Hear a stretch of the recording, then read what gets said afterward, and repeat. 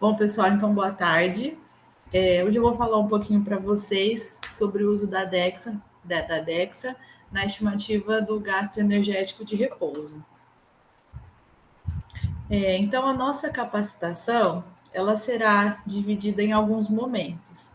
Então, no primeiro momento, eu vou falar um pouquinho para vocês sobre os conceitos do gasto energético de repouso. Depois nós vamos abordar um pouquinho sobre as equações antropométricas, as mais conhecidas. E, posteriormente, que nós iremos entrar efetivamente na nossa capacitação, que é o gasto energético usando o DEXA. E, no final, eu vou trazer algumas ideias de estudos. Então, agora nós vamos iniciar com alguns conceitos. Então, o equilíbrio entre a ingestão e o gasto de energia, quando ele tem um equilíbrio, é importante para a manutenção da homeostase metabólica. E quando ocorre um desequilíbrio, importantes alterações ocorrem na composição corporal. E essas alterações, elas podem provocar riscos metabólicos que estão associados a doenças. E esse desequilíbrio, ele pode ser tanto em pessoas provocar uma perca de peso, e as pessoas ficaram abaixo do peso, como também o excesso de peso provocando a obesidade. E o gasto energético total, ele é composto principalmente pelo gasto energético de repouso, o gasto da termogênese, que é induzido pela dieta, e também pelo gasto que se refere à atividade física. Então, o gasto energético de repouso, ele é o principal componente do gasto energético total, representando aí, em média, de 55% a 75%. Já a termogênese induzida pela dieta, ela corresponde de 7% a 15%, e a atividade física de 15% a 30%. Lembrando que isso vai depender de vários fatores, né? Como, por exemplo, a atividade física, em qual vai ser a intensidade, a duração, peso corporal, genética. A termogênese vai depender da quantidade de alimentos, quais foram esses alimentos. E o gasto energético de repouso vai depender de vários fatores, como, por exemplo, o peso corporal, a altura, a massa livre de gordura, a massa gorda, gêneros, hormônios. E é isso nós vamos ver um pouquinho mais para frente.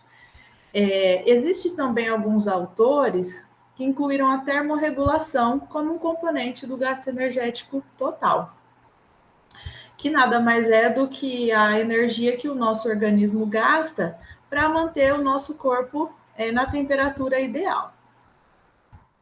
Então, dessa forma, o gasto energético de repouso, ele é um parâmetro biológico fundamental para os seres humanos. E a sua relação com as necessidades energéticas totais, idade, longevidade e desenvolvimento são muito importantes.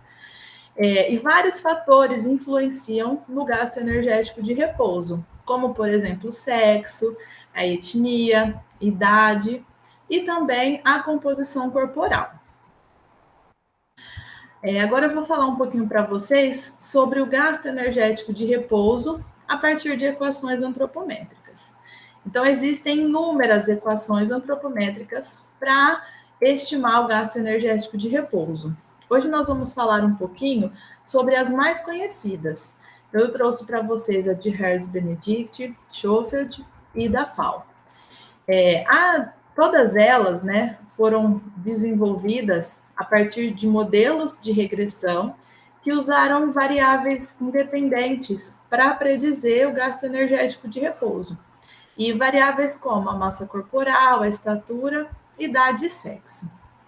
Então, Hertz-Benedict, ele fez a proposta, utilizando uma amostra americana, que foi composta com 136 homens, 103 mulheres e 94 crianças. Já Schofield, ele utilizou 114 estudos, totalizando aí mais de 7 mil pessoas, e a amostra foi uma amostra europeia e norte-americana.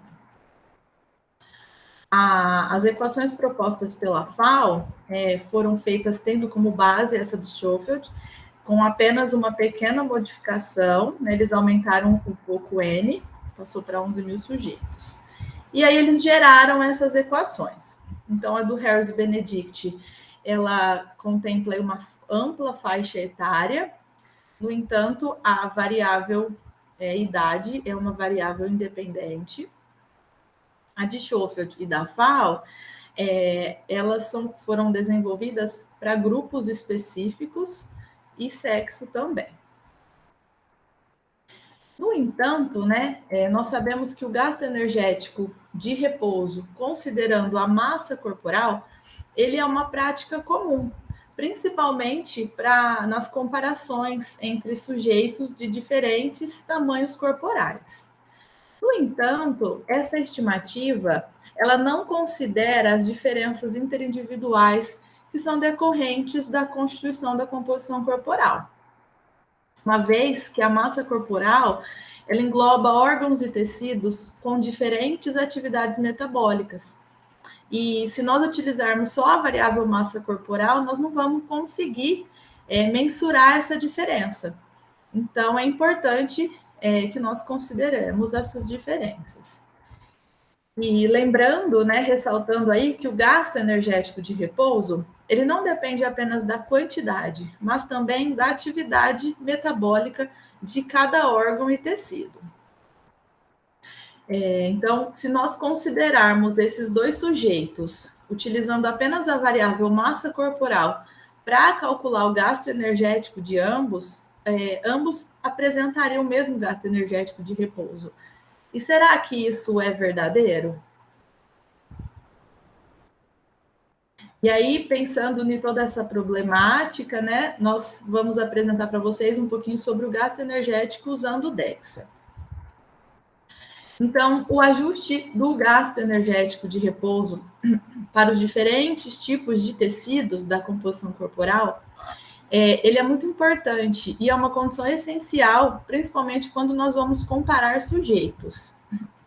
Por quê? A massa isenta de gordura, ela é o principal determinante do gasto energético em repouso, uma vez que ela é um componente tanto anatomicamente como metabolicamente heterogêneo, ou seja, ela é constituída de órgãos que apresentam alta e baixa taxa metabólica.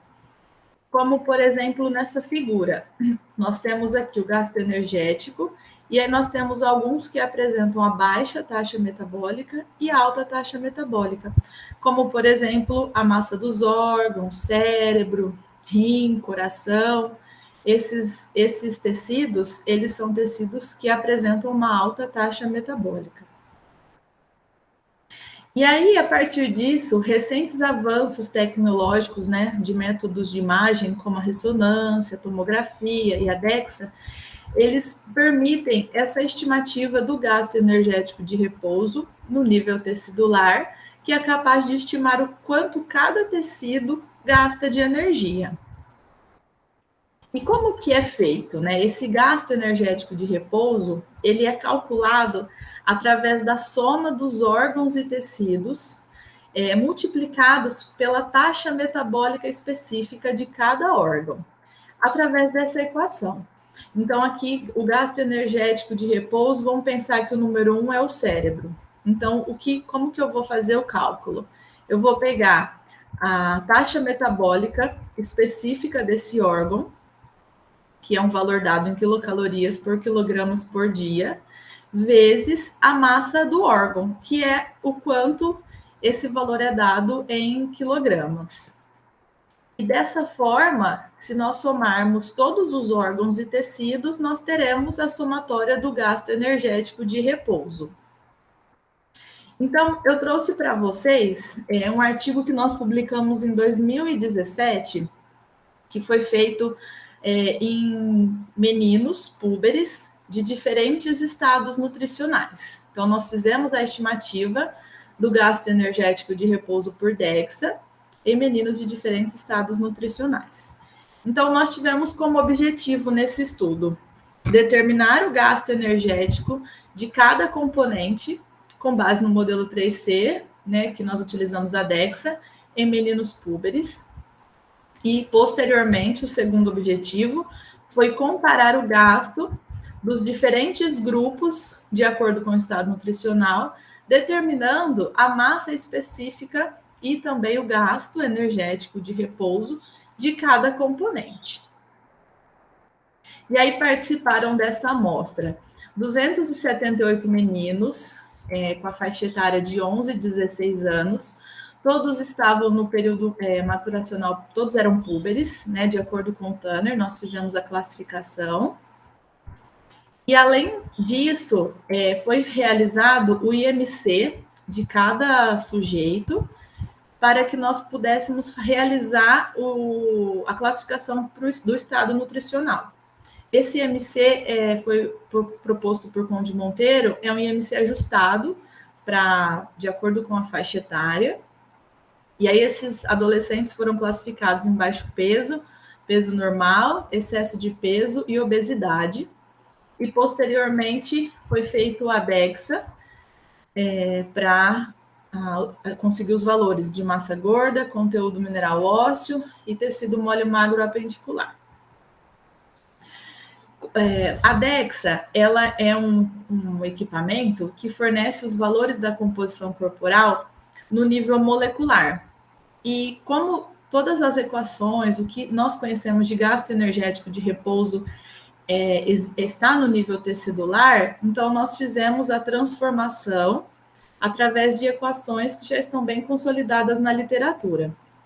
Então, nós transformamos a massa gorda em tecido adiposo através dessa equação, o conteúdo mineral ósseo em tecido ósseo, o tecido mole magro apendicular em tecido musculoesquelético, e o tecido residual foi obtido através do peso, somatória, a subtração da somatória dos demais componentes. Esse modelo, nós fizemos uma adaptação do modelo proposto por Uzui. No modelo de Uzui, ele utilizou essas mesmas equações, só com modificação da equação do tecido músculo-esquelético. Como o público deles, os participantes, eram adultos, eles usaram a equação própria para adulto.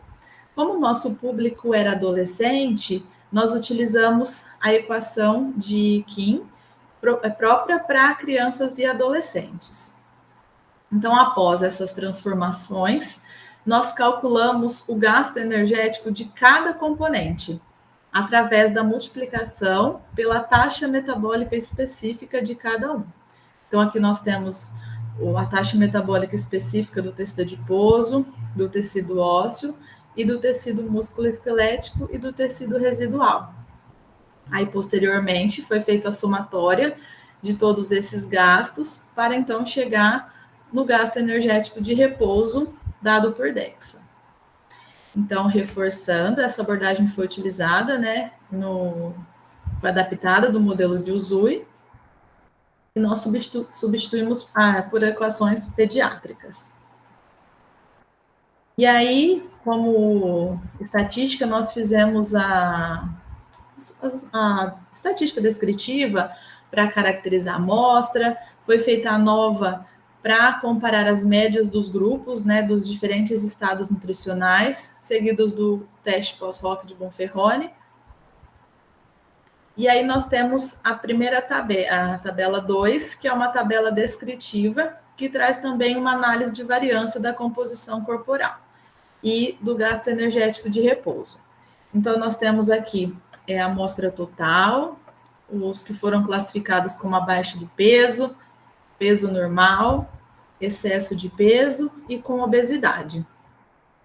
Então, a maioria da amostra foi classificada como peso normal, 73%, seguidos de adolescentes com excesso de peso, com adolescentes com obesidade e, por último, adolescentes abaixo do peso. Um resultado muito interessante que nós achamos nesse artigo é que quando o gasto energético de repouso dado por DEXA seria o gasto energético total, sem fragmentar, né, por cada componente. Ele não diferiu entre os estados nutricionais.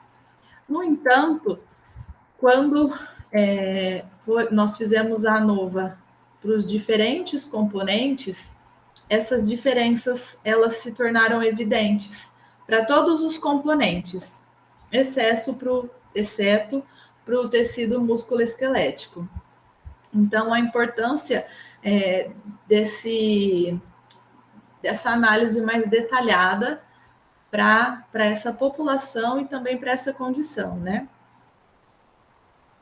E aí, como na discussão, nós levantamos as questões, né? Dentre elas, que a estimativa do gasto energético de repouso dado por DEXA, que aqui foi representado por métodos convencionais, ele não mostrou a estimativa do gasto específico de cada componente. No entanto, quando a gente fez esse fracionamento para cada componente, as diferenças se tornaram evidentes entre os grupos. E essa figura 1, ela traz os valores totais diários e também os relativos estimados pelo gasto energético baseado na DEXA entre meninos. Então, nós temos aqui os abaixo do peso, peso normal, excesso de peso e obeso. E aí, o que nós observamos? Que o gasto energético de repouso, ele apresentou uma relação inversa com os volumes corporais. Ou seja, indivíduos com abaixo do peso apresentou maior gasto energético quando comparado a indivíduos obesos. Além disso, as maiores diferenças são percebidas no aumento relativo do gasto energético do tecido adiposo, que vai aqui de 1,6% até 13,7%. E uma outra questão é o gasto energético do tecido residual, que ele também representa uma participação relativamente maior no total diário, e ela é inversa ao tamanho corporal. Então, ou seja, indivíduos abaixo do peso apresentam maior gasto energético dos órgãos e tecidos quando comparado a indivíduos obesos. Quando a gente fala em tecido residual, é só nós imaginarmos o seguinte: é tudo no nosso organismo, exceto o tecido adiposo, músculo e osso. Então, aqui engloba todos os órgãos: coração, pulmão, rim, fígado, pele, tá bom? Então, tudo isso é o tecido residual. E nesse estudo também nós observamos que as dimensões corporais, elas parecem desempenhar uma função menor, elas não influenciam tanto no gasto energético do tecido músculo-esquelético, que é o branco, e também do tecido ósseo. Nós podemos observar que não houve muita variação nesses dois componentes. E aí nós podemos concluir que os resultados da DEXA, né, do gasto energético de repouso dado por DEXA, tanto o total ou específico para cada componente, revelam que o gasto energético de repouso, ele varia de acordo com o estado nutricional. E esses dados mostram uma vantagem para identificar as diferenças interpessoais em termos de metabolismo energético, que não são evidentes quando nós utilizamos as equações, os modelos tradicionais, que consideram apenas a massa corporal. E dessa forma, a possibilidade de mapear, né, o gasto energético de repouso para cada componente permite diferenciar o gasto energético de órgãos com alta e baixa taxa metabólica.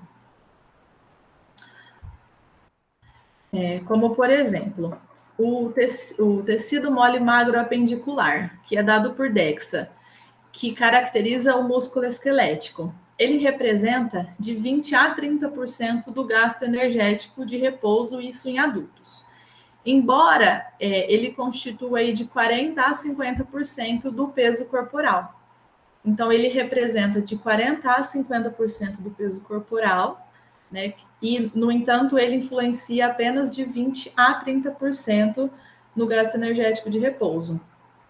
E ele é um dos órgãos que possui baixa taxa metabólica específica, que varia aí de 13 a 15 quilocalorias por quilograma dia. Já o cérebro e os outros órgãos, eles adicionam uma variância de 5% do peso corporal. No entanto, eles possuem alta taxa metabólica específica, que varia de 200 a 440 quilocaloria por quilograma por dia. E eles explicam, em média, de 60% a 70% do gasto energético de repouso total. Então, a partir disso, nós temos que a análise da composição corporal, que considera os fatores funcionais e essa análise mais detalhada dos componentes, ela melhora o conhecimento a respeito da variância individual do gasto energético de repouso. E esses modelos, que consideram apenas 2 compartimentos, como a massa gorda e a massa isenta de gordura, eles são insuficientes para explicar essas variações, porque eles não consideram essas diferenças e essa especificidade da massa isenta de gordura, que é um componente heterogêneo. Nesse sentido, essa análise mais fina, mais detalhada, ela melhora o entendimento, principalmente na questão de doenças e também do estado nutricional, e com isso permite intervenções e prescrição mais refinada e mais detalhada e específica para cada indivíduo. Um outro artigo que nós publicamos o ano passado, nós fizemos a estimativa também do gasto energético de repouso, só que em adultos jovens. E nesse modelo nós expandimos um pouco mais, nós fizemos a estimativa do gasto energético para 10 componentes, e aí nós tivemos como objetivo determinar o gasto energético de repouso para cada componente corporal, usando exclusivamente DEXA, e aqui nós utilizamos a calorimetria como referência, calorimetria indireta. E um segundo objetivo foi testar a utilidade aí como que nós fizemos isso? Vendo o medido versus o estimado do nosso modelo adaptado entre jovens universitários brasileiros de ambos os sexos.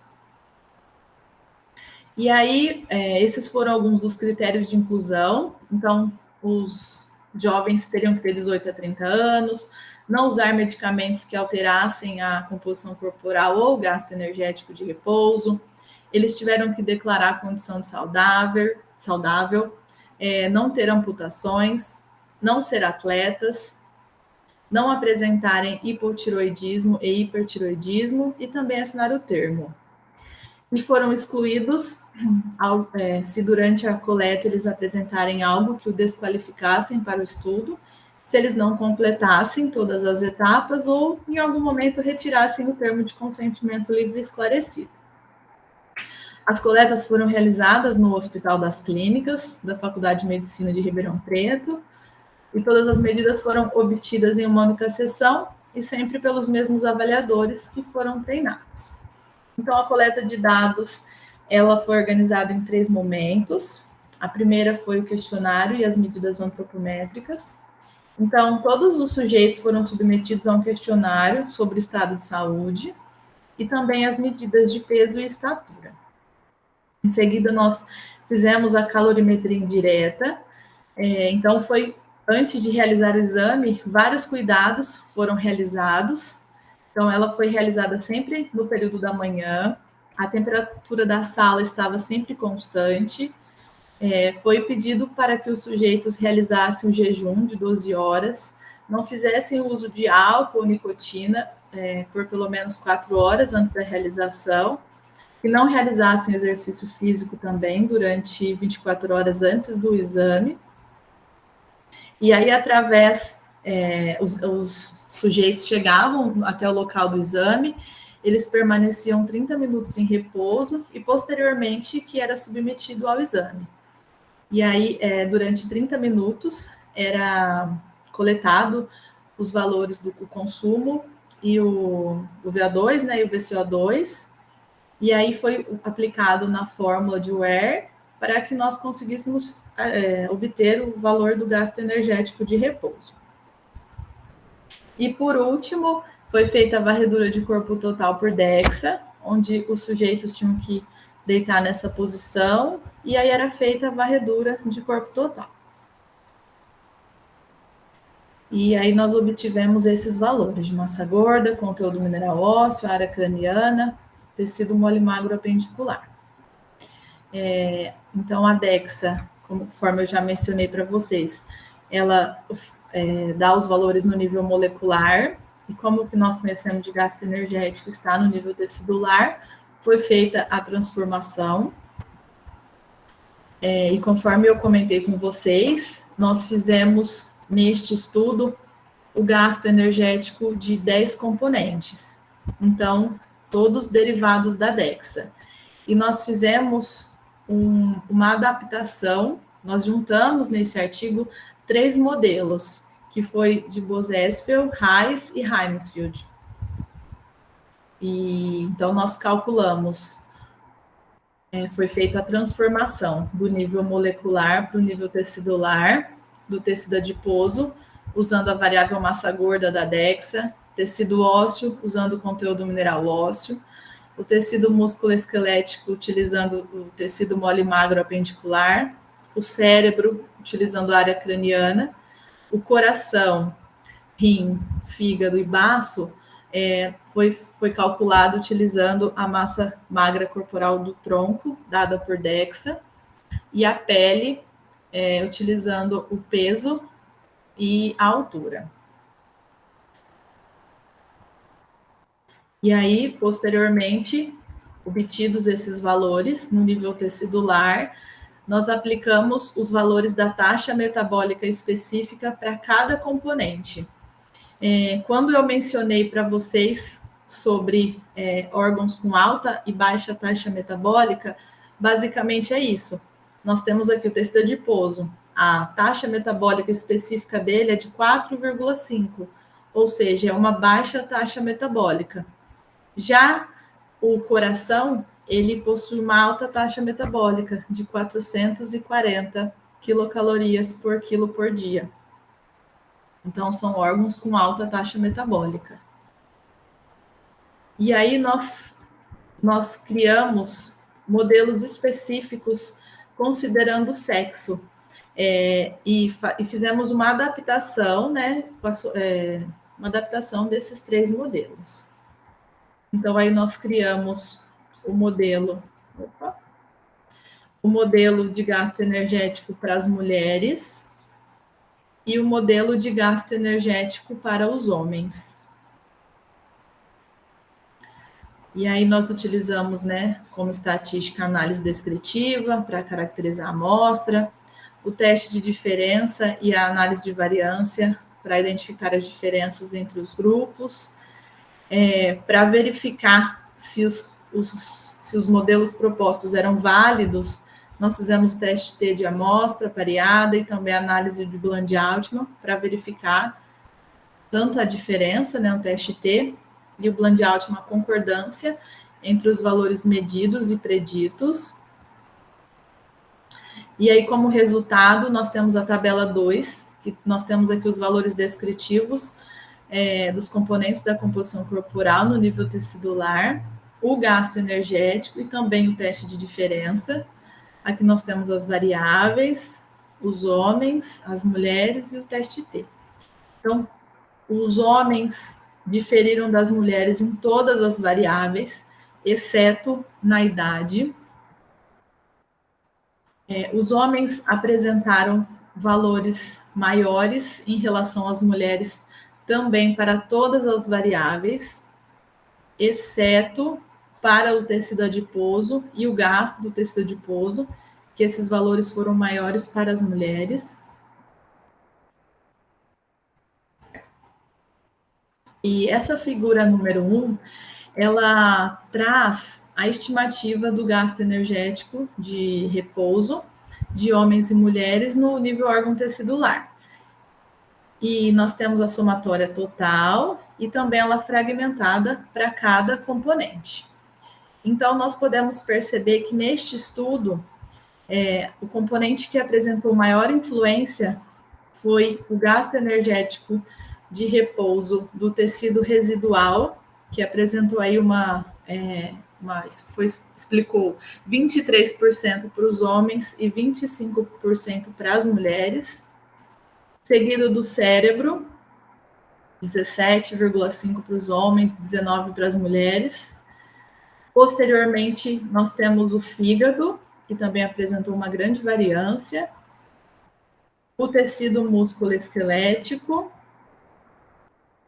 seguido dos rins, coração, tecido adiposo, que é esse aqui de baixo, o baço, que é esse abaixo do branco, esse cinzinha, uma variância de 2%, a pele, que é o branquinho, e por último, o tecido ósseo, que é esse pretinho aqui. E essa figura, ela nos traz a proporção dos componentes corporais e o gasto energético de repouso estimado por DEXA, para homens e mulheres. Então, nesse gráfico, nós temos os componentes corporais, nessa barra, o gasto energético de repouso, e aqui a mesma coisa para as mulheres. E o que nós temos é que, por exemplo, órgãos como baço, fígado, rim, coração e cérebro, eles representam de 5 a 6% do peso corporal, tanto em homens quanto em mulheres. No entanto, eles representam uma variância de 50% a 53% do gasto energético de repouso. Então, são órgãos com alta taxa metabólica. Aí, contrastando com esses resultados, nós temos o tecido ósseo, que ele representa de 8,2% a 8% do peso corporal. No entanto, ele tem uma baixa taxa metabólica, ele representa menos de 1% na composição do gasto energético de repouso. O tecido adiposo, ele representa de 23 a 39,6 na composição corporal, né, influencia no peso corporal. E o gasto energético de repouso, ele representa aí de 3,7 a 6,5 do gasto energético de repouso. Nós podemos observar também o tecido músculo-esquelético, primeiro, segundo, terceiro. Aqui nessa lista, nessa parte de listras, é a mesma comparação. Eles constituem valores altos na composição corporal, porém o gasto energético, a influência é menor, tanto para homem quanto para as mulheres. E aí, na tabela 3, nós temos a comparação entre o medido e o estimado. Então, nós temos aqui o medido, que foi pela calorimetria indireta em homens e mulheres, e o valor estimado dado por DEXA. E tanto para homens quanto para as mulheres, o teste T não demonstrou diferenças. E aí nós seguimos para o próximo passo, que foi fazer o Bland-Altman. Então, tanto para as mulheres, né, nós temos aqui o gráfico de Bland-Altman e o dos homens, e aqui nós percebemos um maior viés, né, levemente para os homens, no modelo adaptado para os homens. E, além disso, a média das diferenças, ela indicou heterossedasticidade apenas para os homens, para as mulheres não teve esse resultado. E aí, com base em todos esses resultados, nós tivemos que diferenças na composição corporal entre homens e mulheres podem influenciar o gasto energético de repouso, e por esse motivo que nós fizemos modelos adaptados para homens e para as mulheres.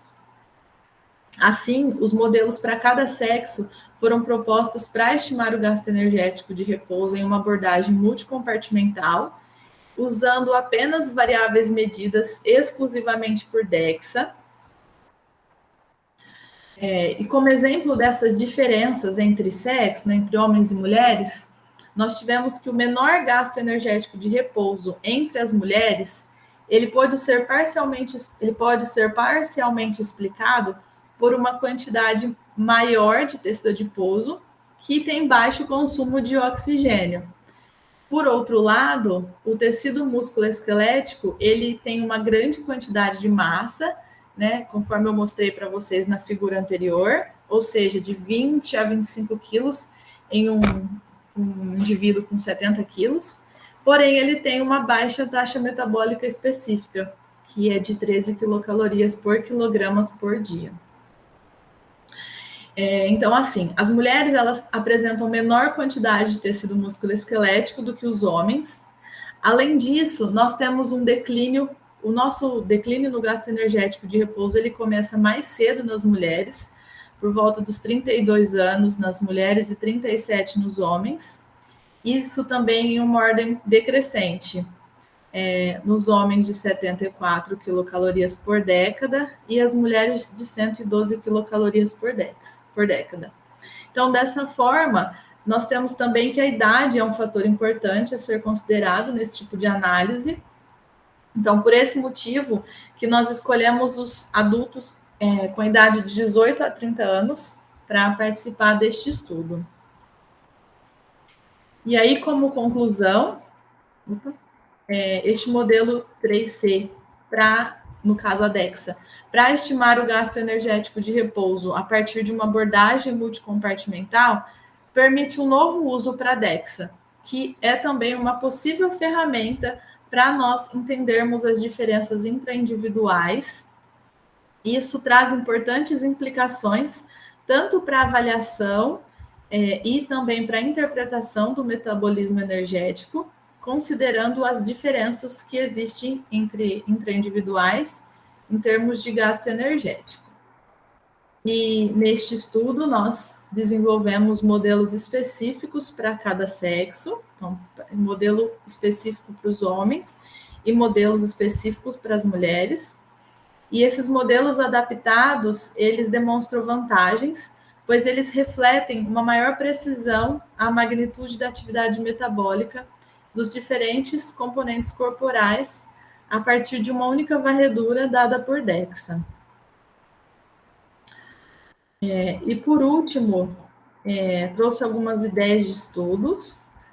Então, mais estudos nessa área que abordem o uso de métodos que quantifiquem a taxa metabólica de órgãos e tecidos, principalmente em populações pediátricas, porque as equações que estão disponíveis na literatura são para adultos, então para essa população pediátrica não existem. Além disso, a demanda energética dos órgãos ou o efeito da maturação no gasto energético de repouso também precisa ser estudado, porque durante o processo, né, na adolescência, nós temos o gasto energético do desenvolvimento. Então, esses fatores também precisam ser investigados. É isso, pessoal. Muito obrigada. Se alguém tiver alguma dúvida, alguma sugestão, consideração, estou à disposição. Ana, parabéns pela sua apresentação. Já assisti muitas apresentações suas, sabe? Mas, olha, ficou excelente o que você trouxe para nós, tá?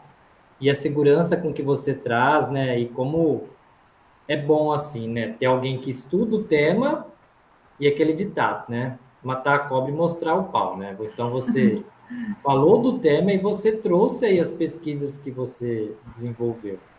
Então, demonstrou confiança, a organização dos seus slides, né? Uma sequência muito clara, muito agradável, muito fácil de compreender. Então, parabéns, Ana, pela sua fala e pela estrutura dos seus slides, tá bom? Ficou excelente mesmo. Obrigada, André. Eu tenho só uma pergunta, mas eu acredito que é isso que você trouxe no final, sobre ideias de estudo. Quando você fala da taxa metabólica de cada componente, do artigo 1 e do artigo 2, você utilizou os mesmos valores de taxa metabólica, né? Uhum. E aí, esses valores, realmente, eles podem modificar, né? Por mais que é uma taxa metabólica de um determinado componente, seja do tecido adiposo ou de um órgão específico, mas dependendo da pessoa, ela modifica, né? Então, Uhum. se é uma criança ou se é uma pessoa que vive com HIV, se é uma pessoa com câncer, essa taxa metabólica do componente, ela sofre uma variação, ou não? André, sofre sim. Inclusive, nesse artigo de 2017, nós colocamos isso como uma limitação, e existem já vários artigos que fizeram essa comparação e alguns ajustes para a taxa metabólica específica, principalmente durante o processo de envelhecimento. Então, tem um artigo de 2013 que eles já fizeram esse ajuste. Com o passar da idade, tem uma taxa, uma variância aí. E aí eles propuseram novos valores. Para cada componente. Isso. Tá? E aumenta? O André, o valor varia pouco, mas diminui com o passar da idade. Então o valor da taxa metabólica do componente diminui. Depois eu vou dar uma olhada aqui, eu tenho esse artigo. Se de repente vocês quiserem que eu mostro, mas ela diminui. Mas assim, é pouco, mas nesse artigo. Só que é um valor relevante, né? Então nesse artigo eles falam que houve essa variância, sim. Ô, Ana, Agora, oi, desculpa, professor, imagina. essa diminuição, ela é absoluta ou ela é relativa também à quantidade dos... eles consideram o valor relativo de cada componente? O professor, o valor que tem essa diminuição é no valor quilocaloria. Por exemplo, vamos lá naquela figura. É um artigo do Miller de 2013. Por exemplo, aqui, ó, 4,5. Aí diminui, tipo, vai para 4,3. Eles fizeram um intervalo, sabe? Aí eles colocam um valor e aí dentro desse intervalo tem o valor para cada idade. Aí aqui, por exemplo, 240 vai para 230, alguma coisa. São valores, essas mudanças em quilocalorias dia. Ah, tá. Então, no valor do componente. Isso, do componente. Valor de gasto de cada componente. Uhum. E eles explicam essa redução? Metabolismo? Eles explicam, sim. O senhor falou por que tem essa Sim. redução? Explica. Agora eu não lembro, porque faz um tempinho que eu li esse artigo. Mas eu acredito que é por conta do metabolismo mesmo, né? A gente entende que é dificuldade, porque você tem uma diminuição de fluxo, você tem uma diminuição de velocidade, você tem um aumento de pressão, pressão arterial, exatamente porque uma maior rigidez arterial e tudo mais. Eu não sei se o Pedro Palucimeri tem estudado alguma coisa nos estudos de rigidez. Você ouviu falar alguma coisa sobre isso, Pedro? Como que funciona a rigidez arterial no processo de envelhecimento? Não, não pela Lucimere, pelas coisas que eu vi na nutrição, mas existe uma redução da complacência das artérias. É até o que eles chamam de arteriosclerose, que é diferente de aterosclerose, né? Que é essa perda de, tipo, não é elasticidade, mas da capacidade de expandir e voltar da artéria, que não tem nada a ver com a aterosclerose, que é o entupimento dos vasos com a inflamação, né, com a reação do sistema imune, que aí não tem nada a ver. Agora, a arteriosclerose é isso, essa perda dessa complacência. Mas isso eu vi pela nutrição, lembro de ver também pelas disciplinas que eu fiz na EFERP, de populações especiais, mas eu tenho muito pouco, assim, pouca lembrança sobre esse tópico. É mais isso. Com a leucemia, a gente ainda não chegou a ver tão específico assim. Porque vamos pensar, qual que é a implicação dessa redução no valor absoluto de gasto? O que vocês acham que resulta no idoso? Aumento da gordura corporal? Então, isso em parte explica talvez o maior tendência de aumento de gordura em idosos. eu li, professor, 2 revisões sistemáticas que elas questionam justamente isso. Será que há uma redução ou uma diminuição da velocidade do metabolismo com o passar da idade? E aí eles falaram que realmente existe uma variação da taxa metabólica, né, em algumas idades. Então, crianças até 18 anos ali têm uma taxa metabólica, e aí tem uma diferença entre, aí eles compararam de 20 a 50, a 60 anos. Nessa faixa etária de 20 a 60 anos, não tem, tá? Isso na revisão. E aí o que vai ter uma redução é a partir ali dos 60 anos, quando ele compara com o grupo de 20 a 59. Então, nessa ampla faixa etária, realmente eles não identificam uma redução da taxa metabólica. Mas tem diferente dentro dessas 3 faixas etárias. Né? Sim, faz todo sentido. E se você comparar crianças até 2 anos, a diferença vai ser maior ainda, porque a maior taxa metabólica é de criança até os 2 anos de idade. Nos 2 primeiros anos de vida, a criança tem quase o dobro de velocidade em termos de batimento cardíaco, de metabolismo, de gasto, né? E de crescimento, de tudo. Então, por isso que fala que 220 menos idade. Um recém-nascido nasce com 220 batimentos. E aí vai diminuindo ao longo do tempo. Durante os 2 anos de vida, eles dobram o tamanho do crescimento. Quer dizer, dobra não, ele chega a aumentar até 20 centímetros o tamanho corporal, né? O crescimento, os 2 primeiros anos de vida. Então, a taxa metabólica, por isso que fala assim, esse menino não vai botar blusa, às vezes a criança está suando, está frio, e a criança está suando. Por quê? Porque o metabolismo dela é muito acelerado, muito mais rápido. Então, criança, teoricamente, tem mais calor do que adulto. Essa faixa. Aqui eles nem ligam, né? Então aí com a paçoca, né? Eles querem saber de brincar só. Mas o metabolismo é lá em cima. E aí, depois dos 60, acontece a inversão disso. Quando você tem um alto metabolismo nos anos iniciais, nos anos finais de vida, o metabolismo despenca. Né? E eu acredito que após os 80 ou até 90 anos de idade, a dificuldade é maior ainda. Então, se a gente comparar octogenários com sexagenários, a gente vai possivelmente encontrar diferenças. Está aí uma ideia de investigação, de ver isso. Né? E como isso não se relaciona daí com a quantificação desses componentes. Né? Eu vou medir quanto que ele tem de músculo, quanto que tem de outro. Tá, eu posso até medir, mas eu vou ver que tem um metabolismo, um gasto menor, que por consequência, uma diminuição também da mobilidade, das atividades físicas e tudo mais, das dificuldades, dores, artrose da vida, ele anda menos.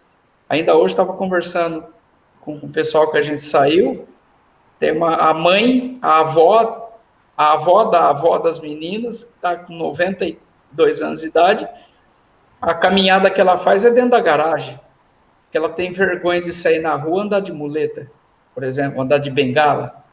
Então,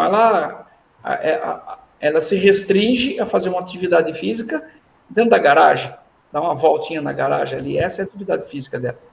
né? Então, assim, a diminuição da atividade física, redução metabólica, que ocasiona também o aumento já dessa gordura excessiva, tal, porque os hábitos continuam, né? Enfim. É realmente isso que a revisão coloca, que não é a pessoa com 20 anos, 40 anos, se ela comparar 20 a 40, nossa, eu engordou, né? Não é por conta da redução do metabolismo, mas sim pelos hábitos, né?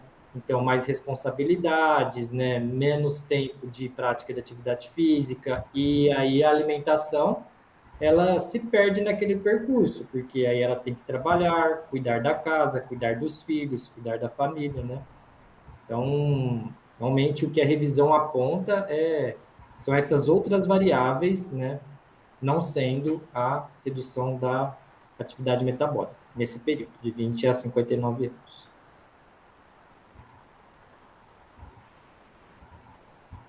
Bem, perguntas para Ana?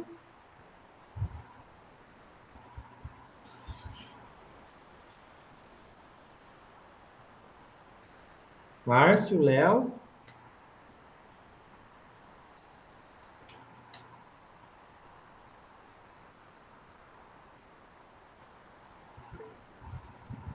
Bora lá, Léo.